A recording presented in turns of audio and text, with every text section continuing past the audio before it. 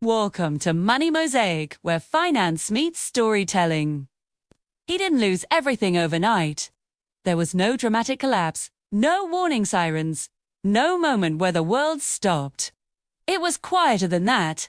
One morning, he simply realized that if everything disappeared tomorrow, money, connections, comfort, most people wouldn't know what to do next.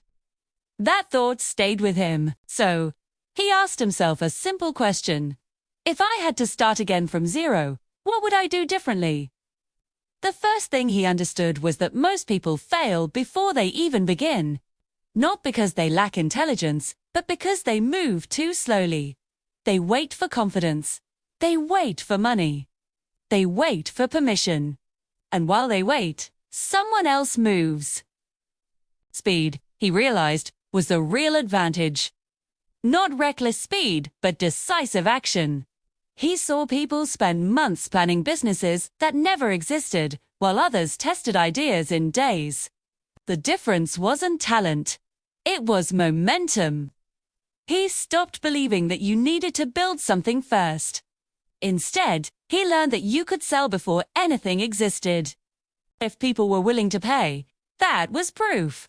If they weren't, no amount of polishing would save the idea. He watched ordinary people do this. No investors, no fancy tools, just simple offers and honest problems being solved. And money showed up not someday, but immediately. That's when it clicked. The market tells the truth faster than your mind ever will. 2. Then he made another decision that went against everything he had been taught. He stopped chasing exciting ideas. Excitement attracted crowds. Crowds meant competition. Competition crushed margins. He didn't want applause, he wanted survival. So he studied boring businesses. The kind nobody bragged about online. Repair. Maintenance. Services people needed whether times were good or bad. 2. These businesses didn't go viral, but they stayed alive. And staying alive mattered more than looking impressive. That's when he noticed something else happening quietly in the background. Owners were aging. 8. Every year, more business owners reached retirement with no plan. No buyers. No successors. Just decades of work about to disappear. Most people ignored this. He didn't. Hugh realized that instead of building something fragile from scratch, he could take over something proven.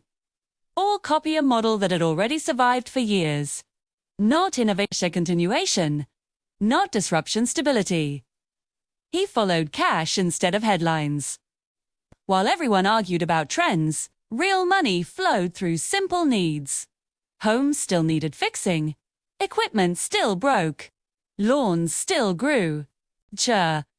These weren't optional problems. Then he changed who he sold to. Selling to people with no money meant constant struggle. Selling to people with money meant clarity. Wealthy customers didn't want cheap. They wanted easy. They wanted fast. They wanted quality. And they paid for it without drama. So he raised prices. And something surprising happened. The wrong customers disappeared. The right ones stayed. The business became calmer. He learned that most people undercharge not because the market demands it, but because fear does. Next came distribution. He understood that building something nobody sees is the same as building nothing. Renting attention through ads felt temporary. Owning attention through content, through presence felt permanent. He chose consistency over the run message. One voice. Repeated long enough to build trust. Slowly, people started coming to him instead of the other way around. Then, he built systems. Not to work more, but to work less. Processes replaced memory. Automation replaced chaos. Technology handled repetition. Problems were solved without panic. But he never removed the human touch completely.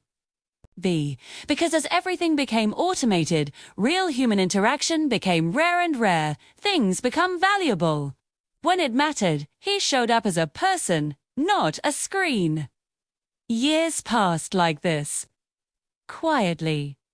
No hype, no shortcuts, just steady growth, smart choices, and patience. One day, he looked around and realized something had changed. The business no longer depended on him. Income wasn't fragile. Time felt flexible. He wasn't chasing money anymore. He had built something that could outlive his effort. And that's when he understood the real lesson. Starting from zero isn't about hustle. It's about choosing the right game. Move faster than fear. Pick industries that survive boredom. Sell before you build. Serve people who can pay. Build systems, not stress. Do what others ignore and do it long enough. That's how you build something that lasts.